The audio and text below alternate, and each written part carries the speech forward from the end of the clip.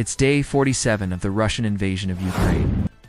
And as the fighting intensifies, we thought it might be useful to take a step back and look at some of the big wars of the last century to see if there are any lessons for us in the 21st century. We're going to call this series World War Insights. And in the first episode, we thought we'd start with the most obvious parallel: Russia's war in Ukraine and the Soviet war in Afghanistan.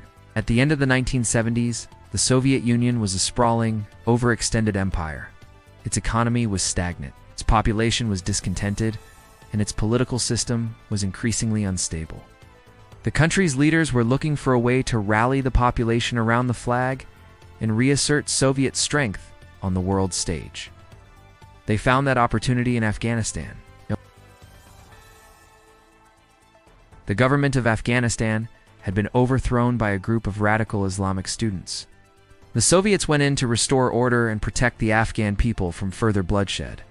But the war quickly turned into a disaster for the Soviets. The rugged Afghan terrain and the fierce resistance of the Afghan people made it impossible for the Soviet military to achieve its objectives. The war dragged on, becoming a real drain on Soviet resources.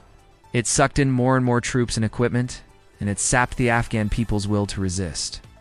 The Soviet war in Afghanistan is often seen as one of the factors that led to the eventual collapse of the Soviet Union. In many ways, it was a low-intensity conflict that shouldn't have been that costly for the superpower. But the Soviet leaders miscalculated both the difficulty of the terrain and the strength of the Afghan resistance. We'll leave the rest of the parallels between the two conflicts there for now. But as we move into the 21st century, we can see that many of the lessons of the past are still relevant today. Conflicts may be fought with different weapons and under different rules, but the underlying principles of strategy and tactics remain the same. That's why it's so important to understand the history of warfare.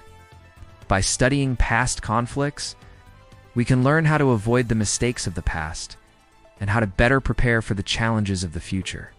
So stay tuned as we continue our World War Insight series.